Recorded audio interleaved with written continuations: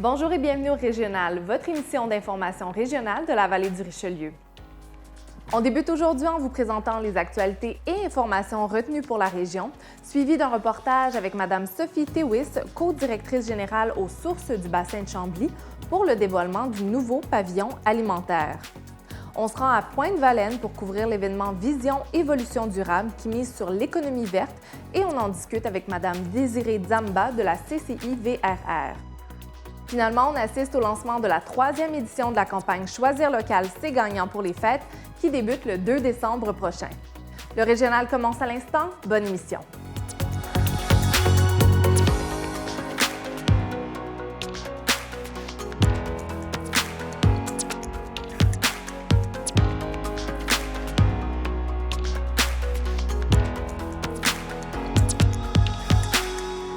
Voici les actualités sélectionnées par l'équipe de TVR9 pour la vallée du Richelieu.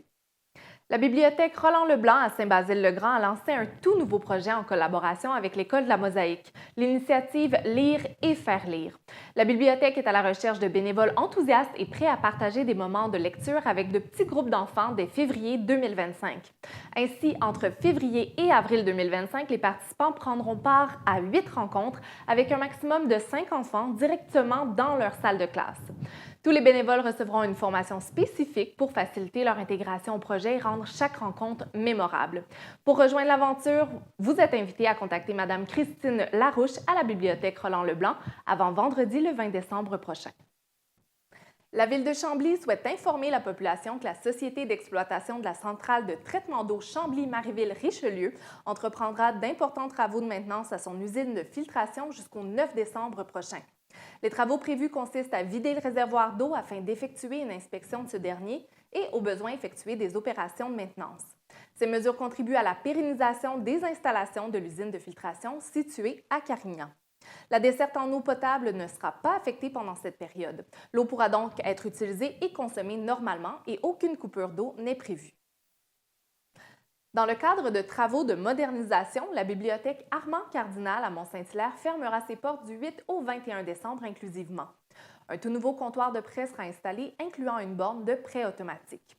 Afin de minimiser l'impact des travaux sur la population, la bibliothèque maintiendra le service d'emprunt de documents via le système de réservation en ligne. La chute pour le retour des livres demeurera ouverte en tout temps. Le coût de ces travaux s'élève à environ 110 000 $.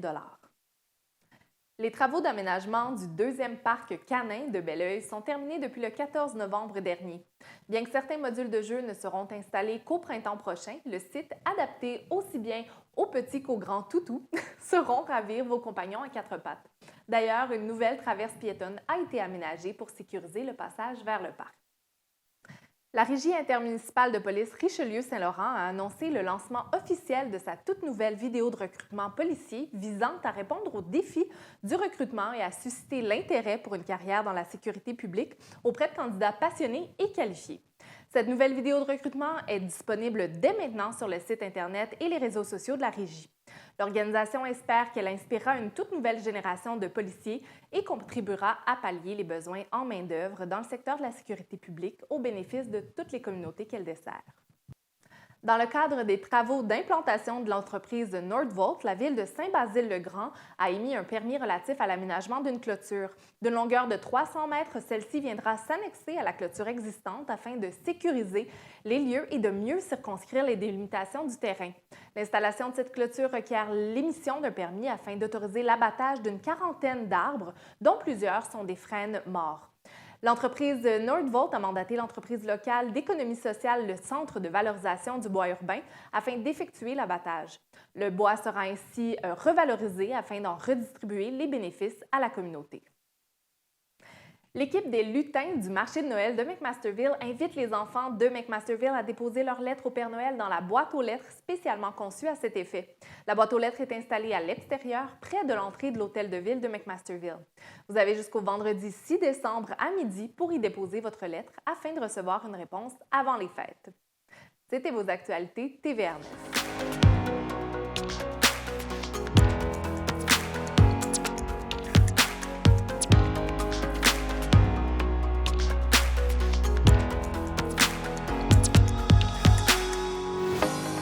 On se trouve présentement dans le tout nouveau pavillon alimentaire de l'organisme Eaux Sources du bassin de Chambly et on s'en va rencontrer Mme Sophie Théouis, co-directrice générale de l'organisme. Madame Théouis, on s'est rencontrés au début de l'été alors que le pavillon alimentaire était en pleine construction et là, on se trouve dans la toute nouvelle épicerie. Qu'est-ce qui se passe exactement comme activité ici? Alors, on est très heureux. Le pavillon est ouvert depuis une dizaine de jours. Donc, dans le pavillon, il y a notre entrepôt pour réceptionner toute la marchandise. On va pouvoir faire nos paniers de Noël ici. Donc, toute l'alimentaire est transvasée ici. Et là où on se trouve actuellement, c'est notre nouvelle épicerie économique. Donc, très heureux. Enfin, oui. Dans l'épicerie, donc, à qui ça s'adresse ce service-ci spécifiquement? Pour nos bénéficiaires, donc toutes les personnes qui ont des difficultés doivent venir s'enregistrer auprès de notre travailleur social. On étudie leur dossier ensemble et à partir de là, dès qu'ils sont inscrits, ils ont accès à l'épicerie économique et à notre distribution gratuite tous les jeudis. Et au niveau de la distribution, ça se fait chez eux ou ils viennent le chercher dans le fond?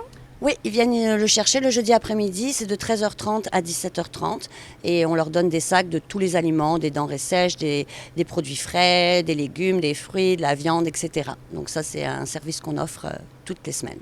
Dans le fond, les différents paquets, ça, c'est dans l'entrepôt que vous préparez ça pour le jeudi. Exactement. Donc, on reçoit la marchandise ici, on a des congélateurs, on a une superbe chambre froide. Donc, on met tout ce qui est congelé là, même notre frigidaire, et on prépare. En fait, on laisse des choix. Donc, on a des choix quand même. Les gens passent, puis prennent les choix qu'on leur propose. Donc, ça se passe super bien. On a fait notre première distribution la semaine dernière. C'était vraiment, vraiment très émotif. Ça doit parce que ça a été plusieurs mois de travail. Déjà, juste le processus avant le début de la construction. Et là, enfin, vous avez votre pavillon que vous allez inaugurer au début 2025. Oui, ça fait 10 ans qu'en fait, il y a un projet comme ça qui veut naître. Donc, on est super heureux de l'avoir fait. Et oui, en janvier 2025, parce qu'avec la période de la guignolée, les paniers de Noël, on n'a pas eu le temps de vraiment... On veut faire quelque chose de vraiment beau et d'officiel. Et pour les briques, pareil, les gens vont pouvoir venir signer leurs briques sur notre mur.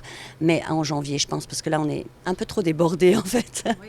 Ben oui, c'est une grande période, donc la guignolée. Et les gens peuvent continuer à donner durant tout le mois de décembre. Oui, on a passé notre guignolée, mais les gens peuvent nous donner toute l'année, déjà, c'est important de le dire, mais vraiment pour tout le mois de décembre, puisque la guignolée est vraiment là aussi pour créer nos paniers de Noël. Et cette année, on va en avoir vraiment besoin, vraiment. À combien de personnes vous vous attendez? Combien de paniers vous allez faire cette année? Nous, on a à peu près chiffré 350 paniers de Noël, donc c'est beaucoup. Puis les paniers de Noël, c'est pas des petits paniers, c'est des paniers qui ont une valeur quand même très importante. Donc on a vraiment besoin de l'aide de la communauté pour récolter un maximum de denrées pour ça. C'est très important. Oui. Puis c'est quoi le profil des gens? On dirait quand on pense aux gens qui ont recours à l'aide alimentaire, on a des stéréotypes en tête, mais qui fait appel à vos services? Tout le monde, en fait. Monsieur et madame, tout le monde. Avant, il y avait moins ce profil-là. Maintenant, c'est un couple qui travaille, qui a 2 enfants.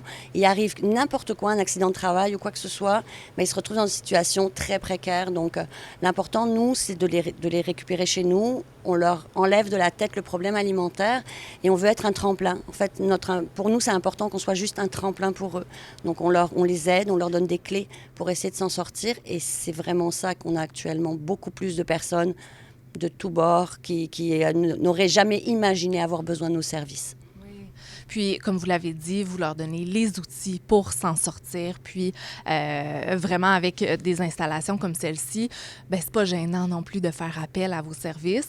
Qu'est-ce que le pavillon alimentaire, ce nouveau pavillon-ci, change, vous, en tant que gestionnaire? Qu'est-ce que ça change pour vous?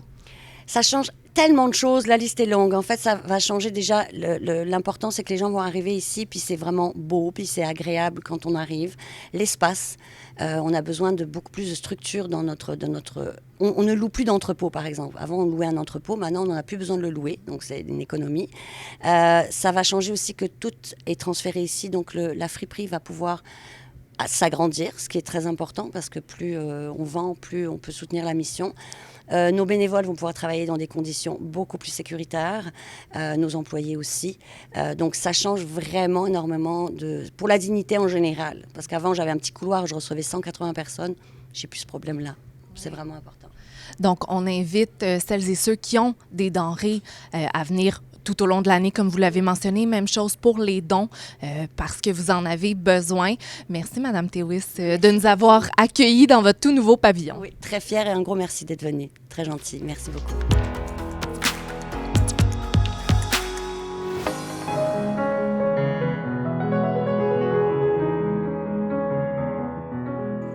Zewe, Ndaleweze Suzy Opamsawino, Alnon Basquania Te Enwege Odanak, quand les paillons au Banake Kendakina, vous écoutez TVR 9.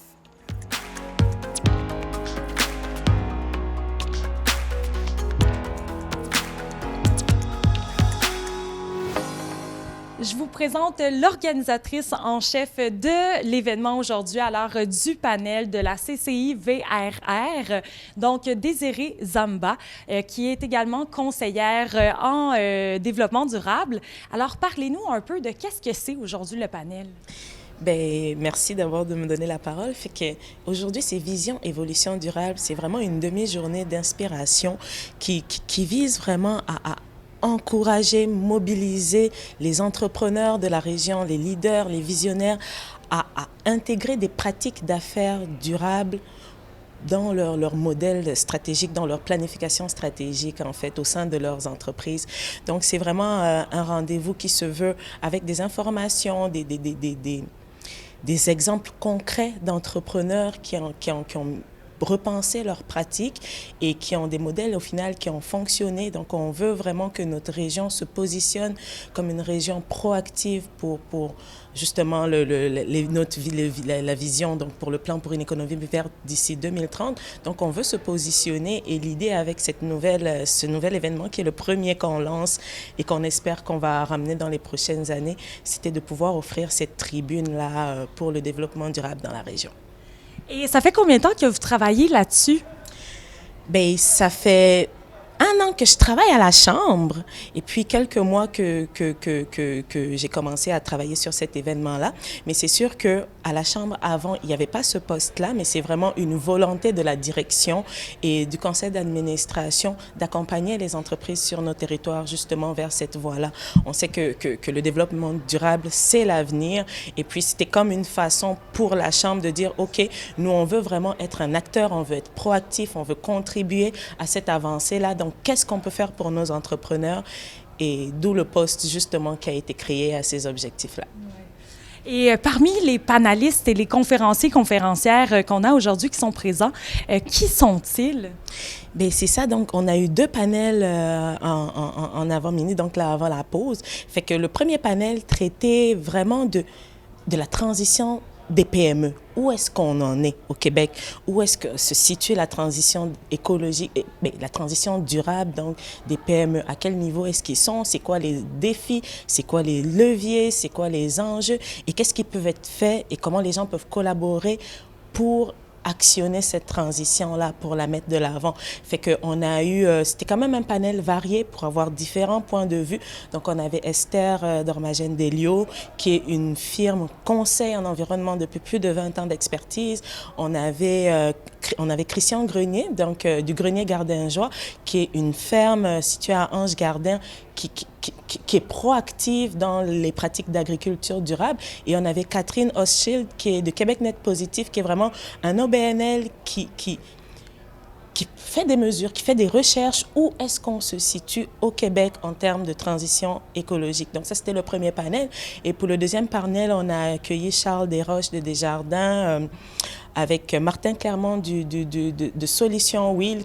Le deuxième panel était beaucoup plus pour parler de financer son virage vert. Donc, c'est quoi les différentes contraintes? C'est quoi les opportunités? Comment on peut saisir justement ce momentum pour faire de l'entrepreneuriat durable une stratégie de positionnement efficace? Fait que c'est vraiment ça qu'on est allé chercher. Et ça s'est vraiment super bien passé. Je pense que le public, que les personnes qui étaient là ont aimé et ont pu s'inspirer justement de ces leaders visionnaires-là et personnes engagées pour la cause. Et d'ailleurs, parlons du public qui est présent aujourd'hui. Donc, nous avons des entrepreneurs, mais ce panel-là s'adresse à qui? À tous ou à quel type d'entrepreneurs? C'est ça. Moi, je dis que je pense que le développement durable s'adresse vraiment à tout. Le plus important, c'est de repenser, moi, où est-ce que je suis? C'est quoi mon niveau? D'où est-ce que je pars? Et qu'est-ce que moi, je peux mettre en application? Que ce soit une entreprise d'1 personne, que ce soit une entreprise de 10 personnes, que ce soit 250 personnes, il y a tous moyens à mettre en place des actions plus durables et ça s'adresse vraiment à tous les entrepreneurs qui ont ce désir-là de prendre action pour un développement durable au final. Et quel est le souhait de la Chambre de commerce pour le futur? Bien, c'est sûr que nous, en tant que chambre de commerce, on veut encourager des pratiques saines, des pratiques durables dans le milieu entrepreneurial, dans la communauté d'affaires. Et notre souhait, c'est vraiment que tous ensemble, on puisse collaborer, on puisse mettre en place des nouvelles initiatives, on puisse innover pour justement faire ressentir ces valeurs-là, pour positionner, comme je répète encore, ça peut être redondant, mais c'est parce que j'y crois vraiment et c'est ça que je veux vraiment montrer, c'est positionner l'entrepreneuriat durable. Parce que, veut ou veut pas, on est sur une planète qui on doit en prendre soin. On est là pour un... Si on voit un peu, on dit il y a des millions d'années, il y a telle couche qui a été formée, etc. Mais si on voit un peu le temps de vie que nous sommes dessus, comparativement à la vie de la Terre de façon générale, on doit y prendre soin parce qu'il y a des gens qui vont venir après nous. Il y a des générations futures à considérer. Et l'idée dans ça, c'est de... Oui, autant en tant que citoyen, on a quelque chose à faire, mais en tant qu'entreprise, en tant que personne morale aussi, on a un rôle à jouer et on veut que chacun d'entre nous collabore pour être des acteurs de changement. L'impact est plus grand que soi-même. C'est ça. Si on est tous ensemble, effectivement, on a plus d'impact que de faire des actions séparées chacun. Fait que c'est un peu ça ma vision et puis ce que je m'attelle à mettre en place au niveau de la Chambre de commerce.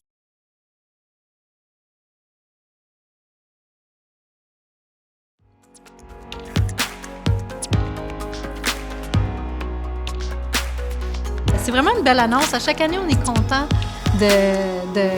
d'en faire la promotion de cette belle campagne-là. Puis c'est vraiment chouette que les villes, les municipalités, nos députés nous rejoignent là-dedans parce que dans le fond, c'est pas pour nous, c'est vraiment pour notre communauté.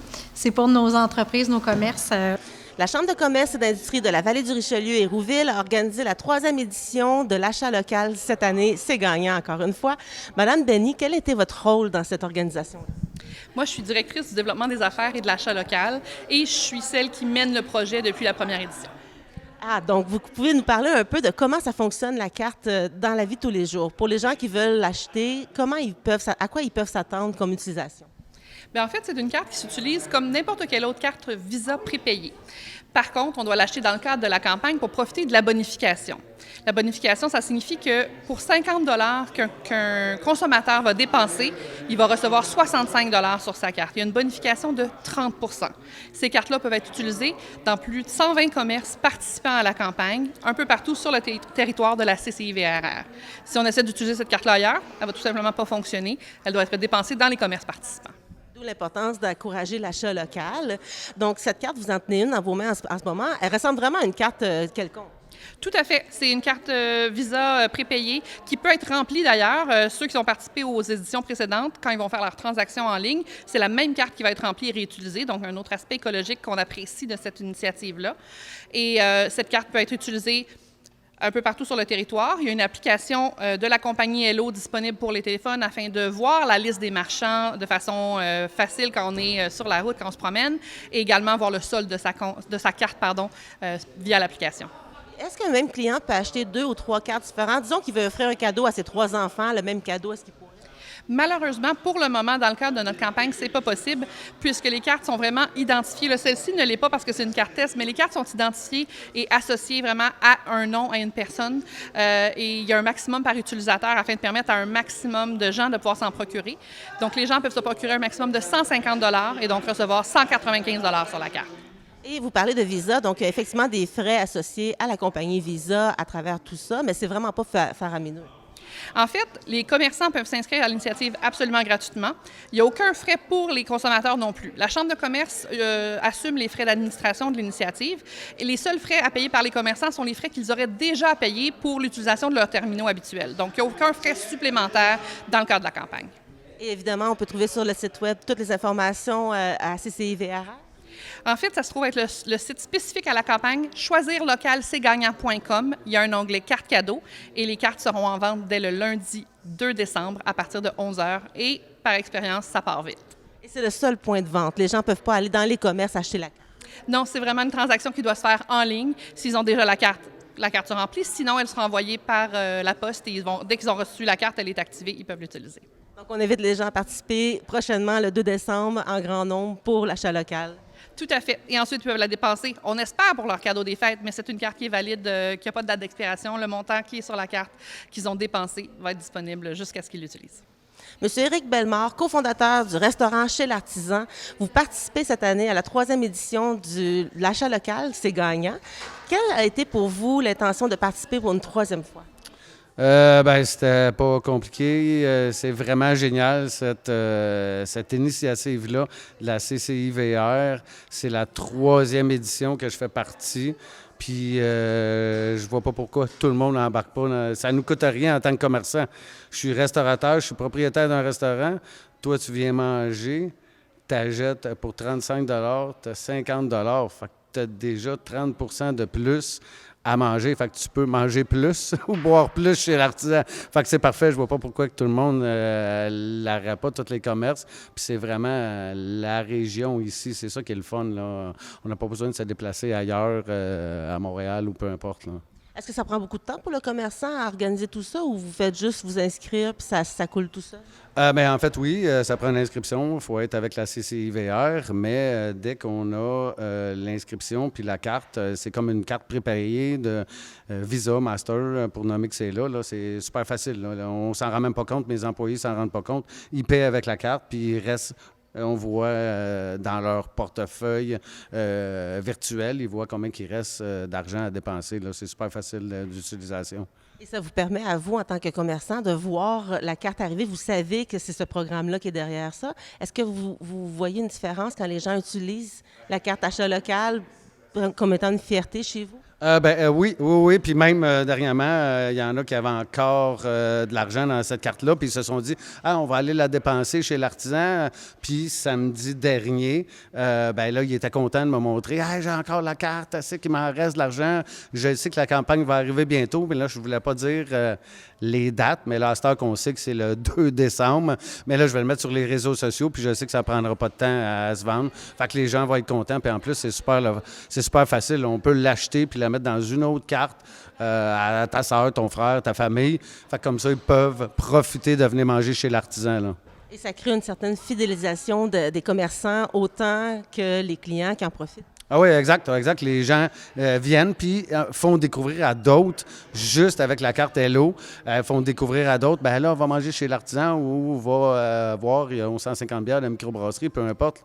C'est des produits qui sont locaux. Fait que les gens viennent avec cette carte-là, puis c'est génial, là. Tout le monde devrait adhérer à ça, là. Et étant donné que le coût de la vie est difficile un peu pour tout le monde, autant les commerçants que les clients, j'imagine que le fait que ce soit si facile, ça vous amène à vouloir participer d'une année à l'autre? Oui. Je pense pas que j'arrête, là. En fait, je vais continuer tant que ça va exister. Je vais faire partie de cette promotion-là, là, d'année en année. Puis c'est juste parfait, là. La promotion, c'est juste avant Noël. On sait qu'on a des cadeaux à acheter. Les gens sont un peu plus serrés. L'économie va moins bien. Fait que d'acheter ça pour avoir 30 % de bonification, là, c'est parfait, là. Et on rappelle que chez l'Artisan, vous êtes éco-responsable de différentes façons. Donc, pour les gens qui veulent encourager ce type d'entreprise-là aussi, il y a une variété dans la liste d'entreprises. Oui, exact. Là. Puis oui, on fait attention à ça parce qu'on a l'achat local à cœur, nous aussi, que ce soit les protéines, le porc de la Porchère-Ardenne, le canard, le foie gras. C'est tous des produits qui sont locaux. Fait que vraiment, c'est ça on s'appelle l'artisan avec des produits artisanaux. Donc, ça fit avec le concept du restaurant, là. Ça crée une chaîne aussi entre commerçants, d'entraide entre commerçants. Exact. C'est parfait. L'achat local est d'une importance primordiale pour Ville de Chambly. Nous sommes avec Mme la mairesse Labbé. Tout d'abord, en quoi consiste l'achat local comme tel à Chambly? En fait, l'achat local, c'est hyper précieux. Tantôt, j'ai fait un peu la comparaison où nos rues sont nos artères. Bien, si nos rues sont nos artères, clairement, les commerces locaux, c'est notre cœur. Donc, si on veut que les artères soient fluides et que ça circule bien, en fait, plus on encourage notre commerce local, plus on se rapproche de notre maison pour consommer, bien, moins on fait de kilomètres avec nos achats. Donc, c'est sûr que c'est bénéfique pour l'ensemble de la communauté. J'ai ajouté ce petit parallèle-là, mais c'est en plus de toutes les autres bonnes raisons d'acheter local, hein. Le commerce local, ça crée de l'emploi. Le commerce local, ça réinvestit dans la communauté.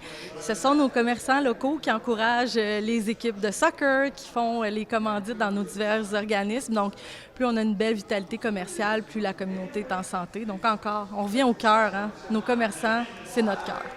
Étiez-vous surprise de voir la réponse des commerçants? Parce qu'il y a plusieurs commerces de Chambly qui ont donné leur accord pour participer. Je suis pas surprise du tout. C'est tellement un beau cadeau, en fait, pour le temps des fêtes, pour les commerçants locaux. Une campagne comme ça, c'est une campagne qui ne coûte rien aux commerçants. Les commerçants peuvent être membres ou non de la Chambre de commerce, donc c'est accessible à tous les commerçants. Puis pour le consommateur, c'est non seulement gratuit, c'est vraiment une bonification de 30 % de son pouvoir d'achat. Donc c'est vraiment une offre exceptionnelle et pour les commerçants et pour les citoyens. Donc, je ne suis pas surprise du tout de l'engouement. Puis, c'est peu dire, l'achat des cartes, ça s'est fait en quelques heures l'an dernier. Je prédis que cette année, ça va encore s'envoler très rapidement. C'est une bonne nouvelle pour les commerces de Chambly. Merci beaucoup d'avoir participé à notre émission. Ça fait plaisir. C'est ce qui termine l'émission de la semaine. Merci d'avoir été des nôtres. Vous souhaitez vous approprier votre télévision régionale? Eh bien, c'est votre chance. TVR9 est présentement à la recherche d'un ou d'une recherchiste au contenu pour appuyer l'équipe de Dans la Vallée dans ses démarches de valoriser les organismes communautaires de la région. De plus, notre porte est toujours ouverte pour des postes à l'animation, à la caméra, au montage et bien plus. Contactez-nous dès maintenant pour en savoir davantage. Au plaisir de vous accueillir parmi nous et sur ce, bonne semaine à tous.